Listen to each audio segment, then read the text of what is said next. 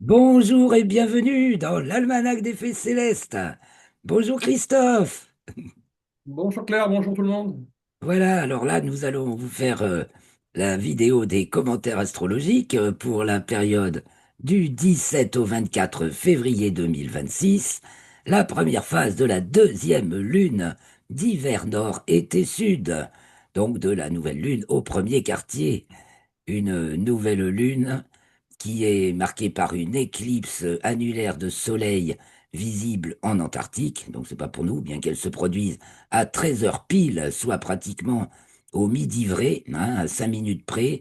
Donc c'est le midi vrai pour ceux qui sont à 1 degré 15 minutes à l'ouest du méridien de Paris, soit grosso modo sur la côte atlantique. Voilà. Et qui a ramassé déjà de grosses tempêtes. Attention, hein, on va regarder ça. Et puis en plus, c'est le nouvel an chinois où s'ouvre l'année du cheval de feu. Donc ça va dépoter, les amis, cette année. Nous sortons dans le calendrier chinois de l'année du serpent d'eau yin. Donc ça nous évoque beaucoup d'infiltration, n'est-ce pas? Et puis là, on passe dans une année yang. Donc de toute façon, un coup c'est yin, un coup c'est yang. Et c'est une année du cheval de feu. Donc, ça pétarade dans les cieux. Ça fait penser à Persée qui caracole sur Pégase.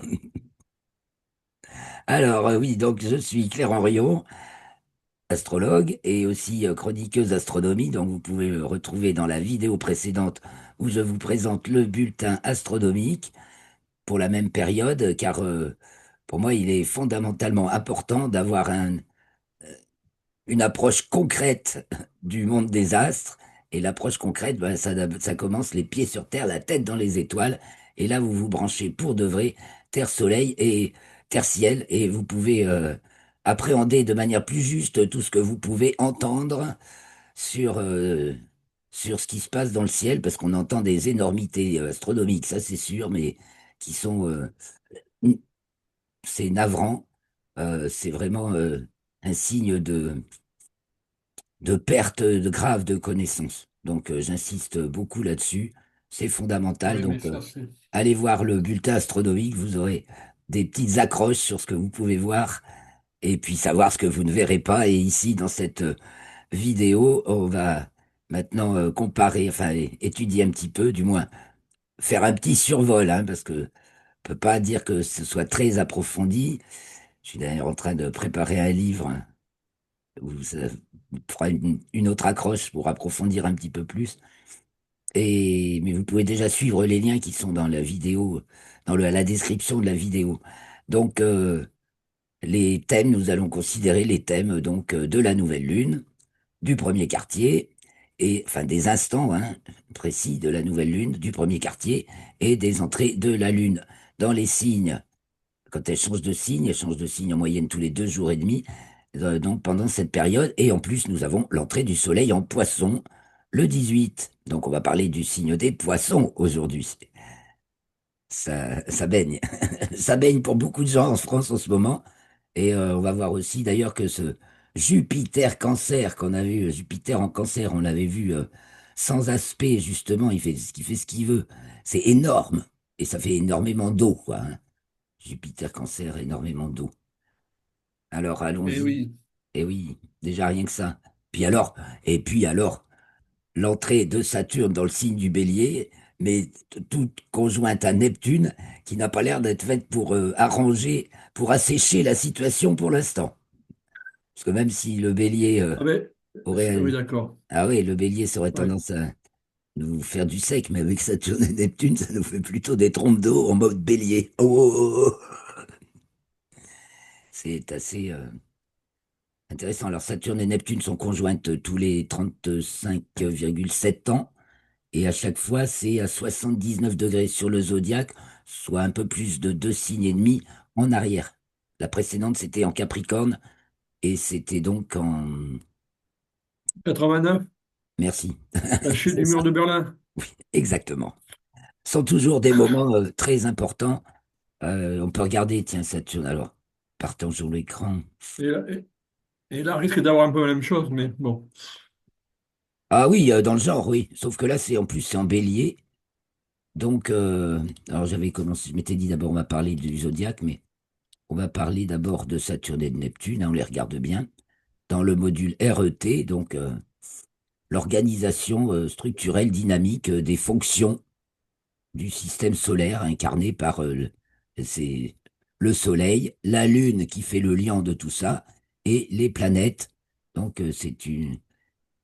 c'est l'organisation dynamique de tout corps vivant branché sur le secteur, au moins avec comme représentant les astres du système solaire. Donc, parce que le système solaire fonctionne comme ça, c'est Jean-Pierre Nicolas, bien sûr, qui a élaboré ce module logique qu'il appelle le logoscope, et c'est en se basant sur les données astrométriques des astres du système solaire, à savoir masse et demi-grand axe au carré. Donc, en faisant en faisant cette opération pour chacune des planètes et le rapport entre chaque résultat, ben, il a obtenu une courbe qui lui a inspiré ce module. Et voilà. Donc, le pouvoir de la représentation, fonction solaire, le pouvoir de l'existence, fonction martienne, due au duel. Soleil, c'est l'unique, le modèle. Existence due au duel Mars, avec son côté masculin, bien sûr, qui fait qu'on l'a appelé le dieu de la guerre, mais je rappellerai aussi son côté féminin, puis qui est l'alternance de tout ce qui vit, et que rien ne vit sans être deux, et qui est la fonction peut-être féminine, c'est celle qui fait qu'on a deux yeux, deux bras, deux jambes, et qu'on vit. Il faut quand même regarder les choses et, sous tous les aspects. Si on décolle pas euh, nos schémas de pensée jusque-là, on comprend pas. Et c'est bien le problème, c'est que même ceux qui font de l'astrologie, ceux qui cherchent, ceux qui essaient de comprendre, ceux qui creusent dans la mythologie, s'ils n'ont pas ce module logique pour comprendre à quel point le féminin a été, au fil des millénaires qui nous précèdent, complètement rabaissé, humilié, exploité. Bon, ben, on peut pas comprendre. Et on ne voit que, que la guerre dans Mars. Or aussi, il y a la vie, c'est les deux. La vie et la mort, ben, c'est Mars. Et c'est aussi la vie et la mort. Il y a les deux côtés, pile et face de l'existence. Justement, les deux côtés, c'est le monde manifesté, Mercure, Vénus, Saturne, et le non manifesté, Jupiter, oui, Neptune, Uranus. Alors, quand on dit Jupiter non manifesté, on va quand même de l'existence à la représentation. En fait, c'est l'énergie qui nous fait pousser, grandir, nous organiser, créer des ensembles plus grands entre semblables. Donc, évidemment, toutes les sociétés, mais aussi si au niveau de notre corps, bah, ce sont par exemple nos organes. Les cellules s'assemblent pour former des organes. Et voilà, on a l'organe commandeur. Alors, si vous avez vraiment la conscience, elle est dans l'axe, hein, et, les mots, les actes et les pensées sont alignés et on triche pas. Alors, évidemment, avec la triche, on va l'avoir facilement avec Mercure qui raconte n'importe quoi à partir d'un dogme établi et donc bah, et qui peut raconter n'importe quoi tant qu'on parle de choses que les gens connaissent pas. euh, on multiplie toutes les hypothèses, effectivement. Mais il y en a qu'une qui est vraie. En général, il faut trouver la bonne. Bon, je digresse. Voilà, donc c'était pour vous montrer Saturne et Neptune, qui sont des fonctions planétaires, bien sûr, qui n'ont pas de rapport justement avec le Soleil. Donc il y a une rupture de niveau entre... Il n'y a pas de représentation chez Saturne ni chez Neptune. Chez Saturne, on éprouve, avec la fonction saturnienne, on éprouve, et ça peut durer longtemps, c'est pour ça que en tradition on l'associe au temps, c'est que les choses se révèlent, la vérité se révèle par l'expérience. Et on peut creuser, on va dans le noir. Donc on est en recherche. C'est le chercheur concret, le creuseur, celui qui creuse, celui qui pioche, le mineur. Bon, c'est quand on fait des recherches et des expérimentations. Et puis nous avons Neptune qui remonte de l'inconnu, de la transcendance à l'existence et qui peut nous faire trembler ou nous faire planer, nous faire sortir de notre corps, voilà, faire des expériences de corps astral ou d'inspiration divine, bien entendu. Encore que L'inspiration flash nous vient par Uranus, qui remonte directement à la représentation et donc qui installe dans notre conscience un truc auquel on n'avait pas pensé encore, mais tout d'un coup, paf, on fait le lien. Eureka! Ça, c'est Uranus. Bon, alors revenons maintenant à nos thèmes, mais à chaque occasion, j'aime bien vous montrer le RET. Vous voyez, il y a le niveau de l'unique de puissance 0 sur 2 parce que on est dans l'existence. De puissance 1, c'est 2, c'est la fonction martienne. De puissance 0, tout nombre à la puissance 0, c'est 1. Donc c'est 1, l'unique. Voilà, c'est à plat, c'est la fonction solaire de représentation. Ben, il en faut aussi. Et de reconnaissance, quand on reconnaît, ce qui rend heureux de reconnaître.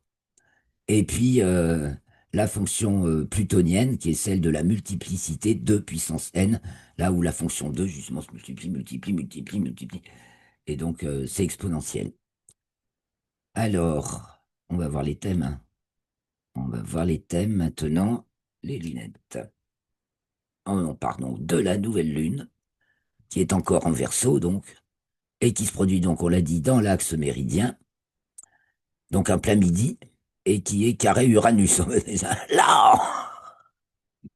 Ça t'évoque quoi, Christophe? Un carré lune, soleil, lune, Uranus, puisqu'on est dans la période du carré, dernier carré d'Uranus au soleil, donc carré est, avant la conjonction qui aura lieu 3 mois plus tard, donc en mai. Euh, c'est forcément, il y a des éclairs. Surtout que la lune, bah oui, c'est en Verseau, justement. C'est quand même assez électrique et il y a un grand clash dans l'air. Mais on voit qu'Uranus est solidement. Alors, Uranus est en 12, fin de Taureau, en 12. Donc, on voit à la fois la fin de, de la voilà, de la superstructure ou des superstructures, évidemment, de caciques un peu, hein, qui veulent garder leur pouvoir. Parce que le taureau, c'est ça aussi, hein, le principe du taureau, c'est de conserver l'énergie. Alors, tous ceux qui avaient placé leur énergie dans dans l'Union européenne, par exemple, hein, c'est la superstructure au-dessus des nations, comme les communautés de communes sont la superstructure au-dessus des communes. Ce sont des gros gourmands, hein, on peut le voir avec le taureau, qui dévorent les vivants et les vivants en ont marre. Là, on se régénère. Là, il y a un petit éclair là qui nous régénère. Et donc Uranus est toujours très très très bien soutenu par les autres fonctions de transcendance, à savoir Neptune et Saturne conjointes tout début Bélier, qui sont à la pointe de 11, et Pluton, qui est donc pareil, elles sont en pointe des maisons, à pointe de 9. En local, ça nous fait un Pluton en 9, et Uranus-Neptune, Saturne-Neptune, pardon, en 11 pour de bon. Le, Ça, c'est la sphère locale, ici en bas à gauche, donc celle propre à chez moi. Il y a quand même déjà des différences, rien qu'entre par exemple, Paris où se trouve Christophe et moi qui suis 5 degrés plus bas en latitude. Et même si on a le même méridien, on n'a pas forcément les astres dans les mêmes, vous voyez, tranches d'azimut, c'est-à-dire dans les mêmes directions, secteurs, voilà, dans les mêmes secteurs, on appelle ça en sujet. Donc là, le carré, c'est à Vénus. Vénus en 10 fait un carré à Uranus. Il y a plus une histoire de cœur et quelque chose qui vous tourne la tête. Bon, alors, il y a plein de choses à noter dans ce thème incroyable de la nouvelle lune. Déjà que tout le grand pouvoir est en neuf, en verso, donc ça nous élève l'âme, hein. Si on se redresse, on se met dans l'axe, il y a vraiment un redressement général qui est en train de s'opérer. Il y a tout un tas de personnes, de belles personnes qui jaillissent, hein, puisque c'est au nœud ascendant de l'orbite lunaire, ou qui sont dénoncés, ça peut aussi, hein, qui sont attrapés pour leurs immenses méfaits, parce qu'on va aussi voir il y a le côté immense de signifié par Jupiter en cancer, c'est un organisme global, planétaire, mondial, avec le cancer, hein, ça concerne toute la planète. C'est Jupiter, donc ça nous parle de la gouvernance de la planète.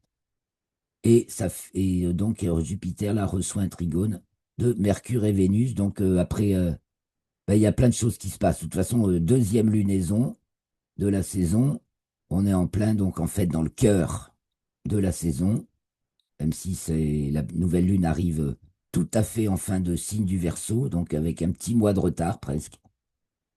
Et donc le nouvel an chinois aussi. Et donc cette année du cheval de feu bah, s'ouvre vraiment tonitruante pour nous en France, hein. Donc voilà, Jupiter en cancer 1, 2, ça va concerner beaucoup les finances, les immenses fortunes. Et il y a beaucoup de choses qui vont être dites et dénoncées. On va remarquer le petit demi-carré de Mercure à Pluton, qui fait que justement, ben, les menteurs pourraient être confondus. Ça en parle. Donc voilà pour la nouvelle lune. Et on va voir ce qui se passe après, le lendemain.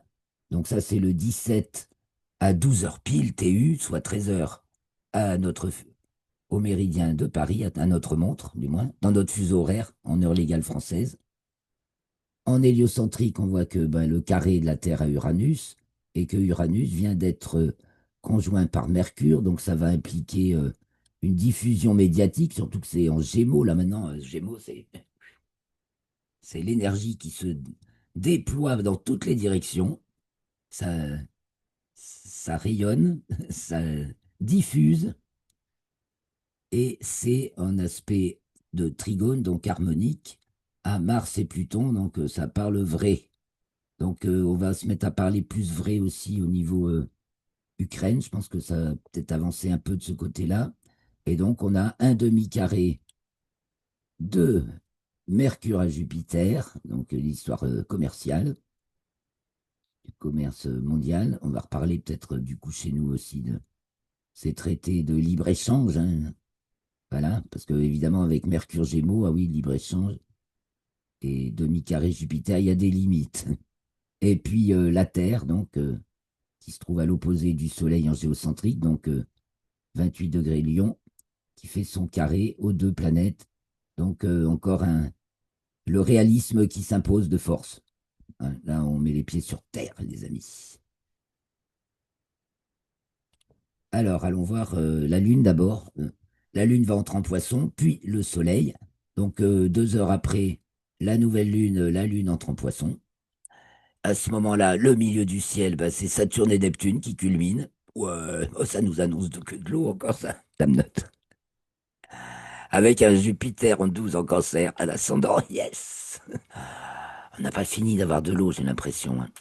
Et tout en plein contact, à part Jupiter et Uranus, donc qui sont les deux relais de la représentation intensive, donc qui tient les manettes. Donc voilà, là c'est qui est aux manettes et tout ce qui se passe qui échappe aux commandes seul. euh,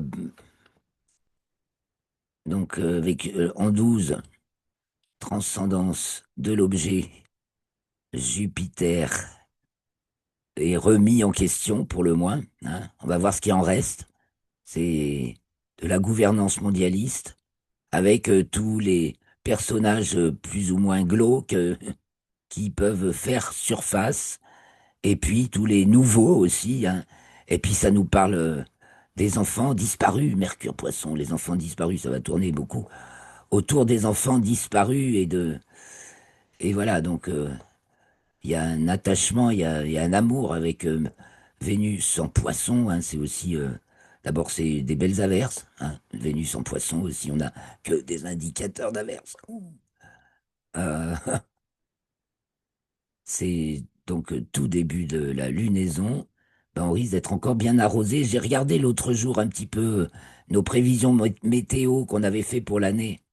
Donc pour cette période, bon, on avait vu de l'eau quand même, hein, on s'était pas trop trompé. Il me semble qu'on avait bien vu de l'eau. Et de l'eau, il y en a peut-être encore plus que ce qu'on pouvait imaginer. Bon, je me souviens qu'on avait bien vu Jupiter Cancer, donc ça fait beaucoup d'eau.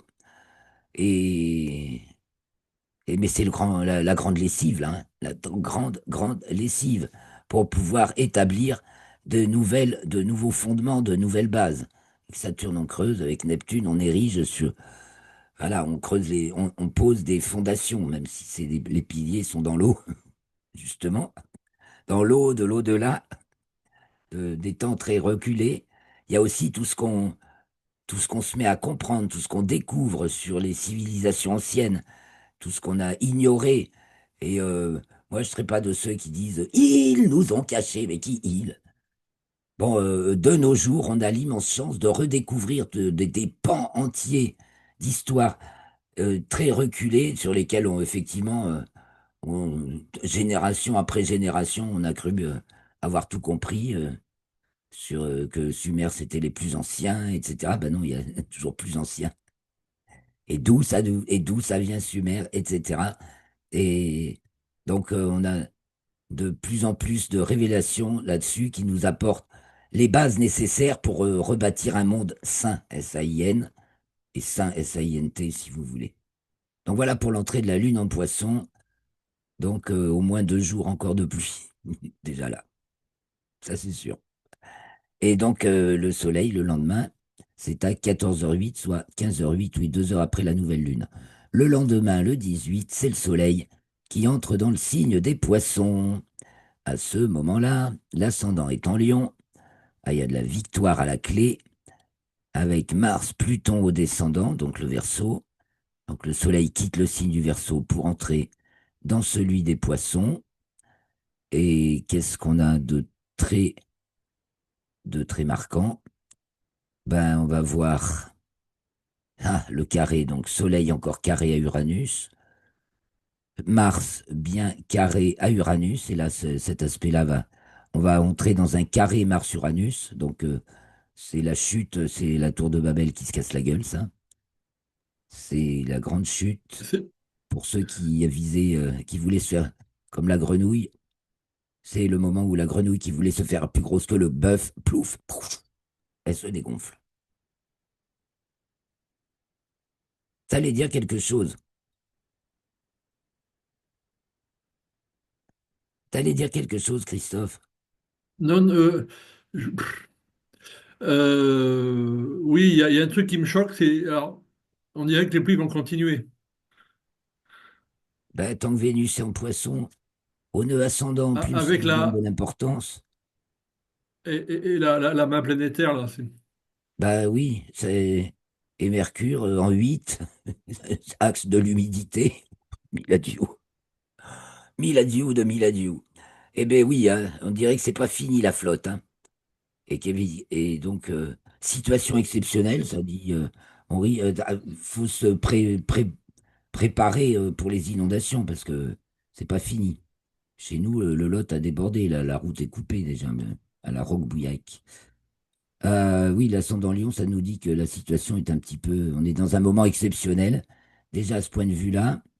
Ah, ouais, j'ai entendu dire que le climat, en général, allait être une raison pour. Mais bon, c'est plutôt le climat politique et le malaise dans lequel peuvent se trouver justement tous ceux qui se croyaient être les seuls sur la scène politique à force de faire taire, de ne pas vouloir ni voir ni entendre les voies alternatives. Donc là, les voies alternatives, c'est aussi enfin, c'est aussi Mercure demi-carré Pluton qui est toujours là. Euh, ben, elles vont pleuvoir justement et pleuvoir et démentir les fakes, les faux semblants, qui continueront bien entendu à se débattre tant qu'ils pourront, mais ils finissent par se faire attraper les tous, tous attrapés comme dans les Pokémon. Attrapez-les tous. Ok. Bon, ben voilà pour le mois qui vient, là, donc le thème de l'entrée du soleil en poisson, donc en héliocentrique, c'est l'entrée de la Terre. Ah, excusez, oui, c'est ça. Dans le signe de la Vierge, donc en carré, toujours à Uranus. Et non, c'est la Lune, ça, ici. Donc la Terre toujours carrée à Uranus. Donc un moment de grande révélation quand même, hein. Et puis on va passer aux choses. Le temps que la Terre est en Lion, c'est la démonstration et la Vierge, on fait les paquets. Et donc, bah, il y a des gens qui vont sans doute se faire serrer, hein. Tandis que le reste, qu'est-ce qu'on a? Donc harmonique. Mars, Mercure, donc les choses avancent vite.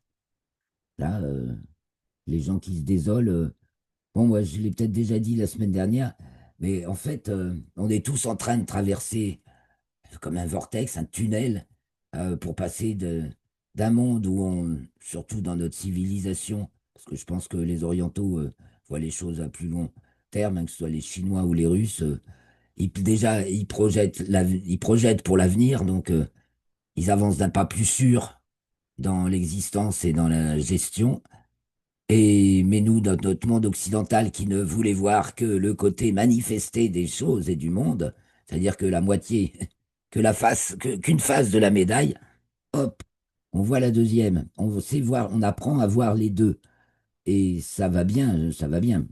On avance à grands pas là. Très, très grands pas avec Saturne et Neptune. Donc, ne vous faites pas de soucis, les gens. Évidemment, il y a aussi, on n'a pas parlé quand même de tous les meurtres, hein, et d'ailleurs, on va en reparler. Parce que Mars-Pluton, hein, en Verseau, signe qui se préoccupe peu de l'existence individuelle, hein.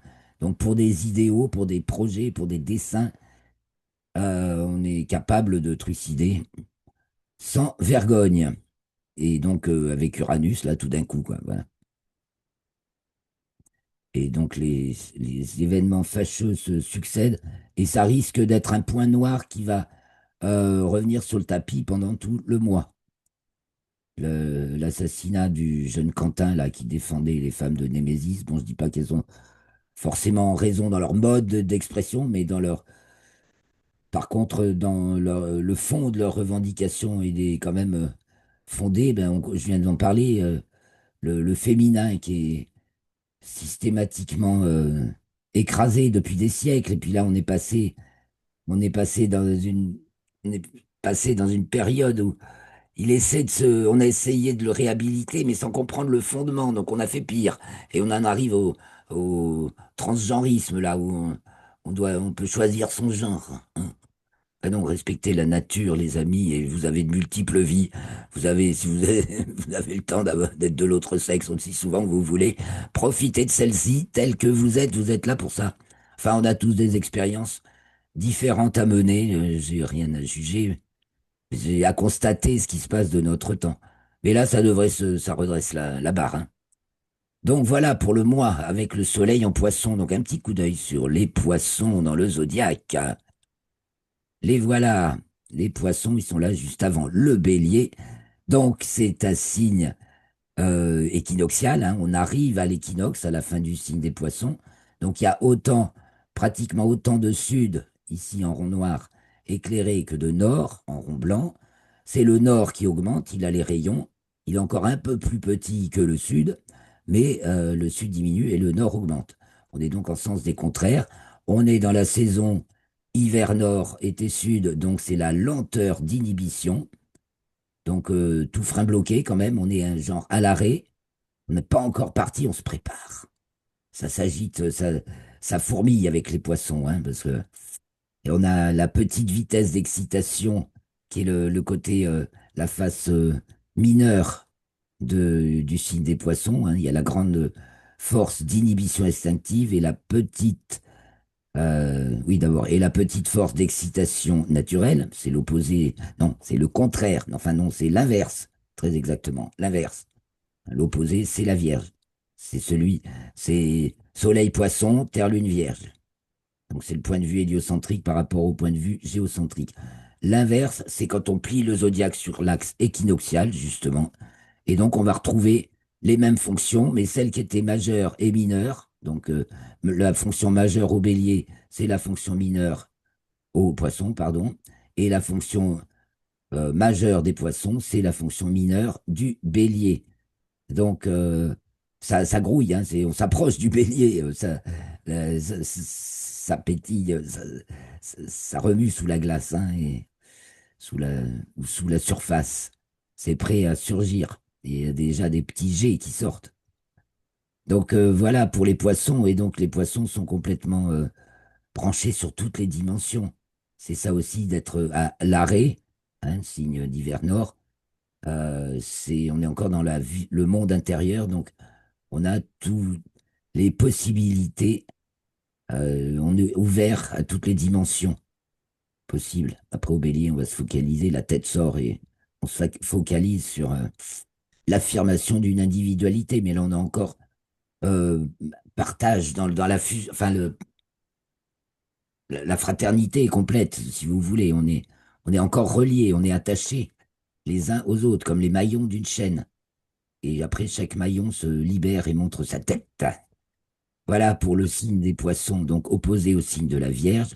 Nous sommes dans l'axe le plus mystique du zodiaque et celui où on fait attention aux petites choses, aux petits détails. Aucune négligence n'est permise.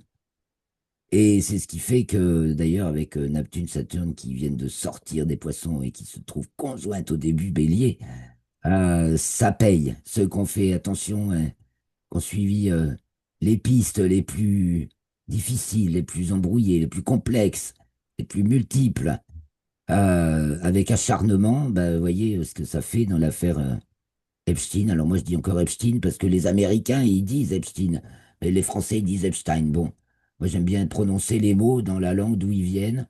Bon maintenant, effectivement, ouais, comme il passait la moitié de son temps en France, on pourrait dire Epstein quand il était en France. Mais bon, maintenant il est plus, ou du moins peut-être il est encore, mais bien caché.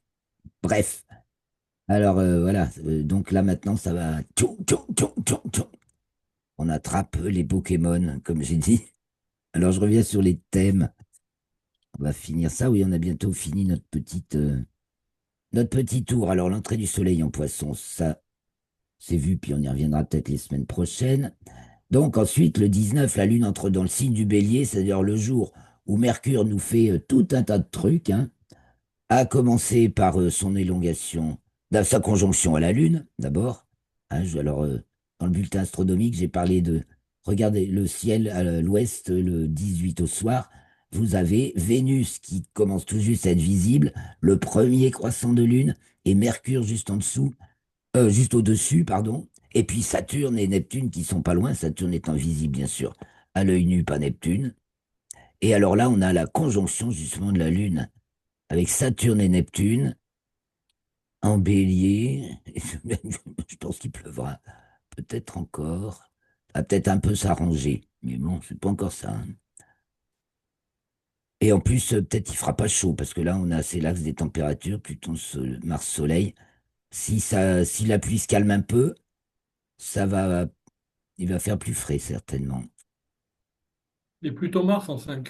Et oui, c'est ça que je vois. Ça fait pas, ça chauffe pas, ça. D'accord. Et mais il y a un carré à Euh, Uranus, alors.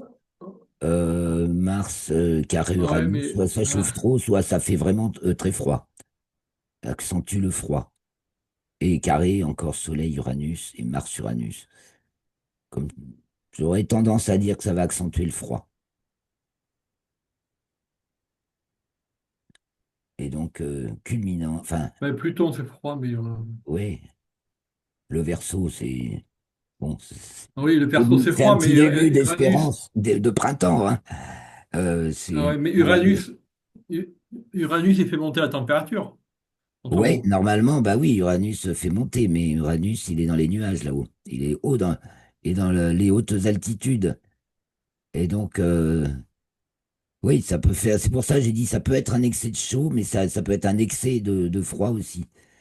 Euh, vu Ouais. l'ensemble, Mais on c'est ne sait pas parce que oui, Vénus est en poisson, ça peut être c'est ambigu. tout ça, oui, puis ça reste humide. Là, c'est Et la Mercure, pression. oui, oui, non. Donc, avec la pression, baisse encore. La Dépression. La pression est Lune avec basse. Saturne et Neptune, bon, ça nous fait des gros nœuds. On ne devrait pas voir grand-chose à l'horizon, hein. Malheureusement, désolé pour le spectacle du 18 au soir. J'espère qu'il y en a qui pourront le voir. Le 21, la Lune entre en Taureau. Et donc là, on a Uranus en 7. Ah, ça va peut-être s'arranger un peu le temps là. Ça va peut-être s'arranger un peu. Mars est pile au fond du ciel. Donc ça va acter. Il y a une déchirure.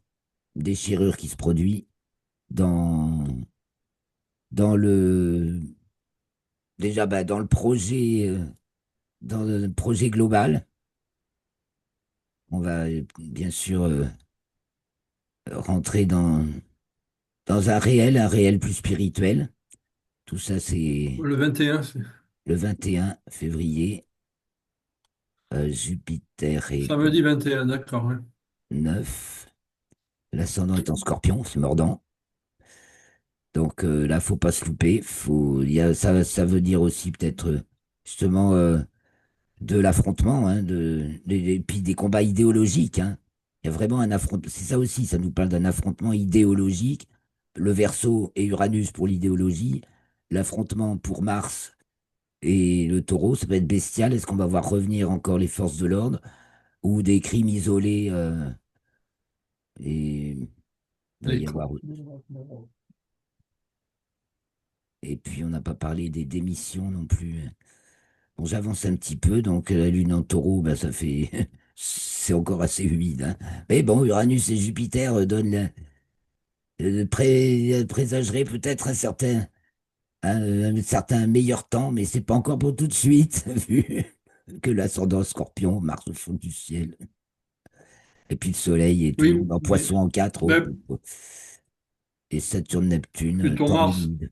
Ah, mais ascendant Scorpion, Pluton Mars Verseau, c'est du beau temps, a priori. Là, il y a plus de beau, alors j'espère que c'est toi qui as raison, parce que moi je voyais de bonnes. Ben, Ah, peut-être de Le Verseau, l'orage. c'est pas que. Ça Là, peut être peut-être, ouais. orageux, hein. Ça, parce que un carré, Ah oui, un carré Uranus-Mars, Mars. oui. Ouais. Et le Verseau, ça peut faire de l'orage parce que justement, ça met des gens en rage parce que leur vision du monde se casse la gueule. Bon, alors je finis avec la Lune qui entre en Gémeaux le 24 à 2h28, donc juste le jour du premier quartier. Ben, on ira voir le premier quartier si on peut. Donc là, c'est la conjonction Lune-Uranus. Oui, ça va peut-être s'arranger le temps, espérons. Avec Jupiter, tu vois, du côté où ça remonte, on a remarqué que quand on voyait les anticycloniques du côté occidental du thème, ça a ramené du beau temps. Espérons que ce soit vrai. Lune, Uranus sont 5. Mais bon, s'il fait beau, il fera peut-être pas très chaud. Bon. Et donc, tout ça, ça a un gros brassouillis. Alors, les finances et la société, là, on va être occupé par des affaires financières et tout le brassouillis là bah, pour les élections, des candidats, des pas candidats, de ceux qui démissionnent, de ceux, etc. Il va y avoir tout ça. On va s'arrêter très très vite. On se finit avec le premier quartier, un moment décisif puisque l'axe des nœuds lunaires est dans l'axe méridien qui retrouve Jupiter en Cancer à l'ascendant et avec la Lune qui est encore toute proche d'Uranus. Donc on dirait qu'on va changer au niveau des commandes.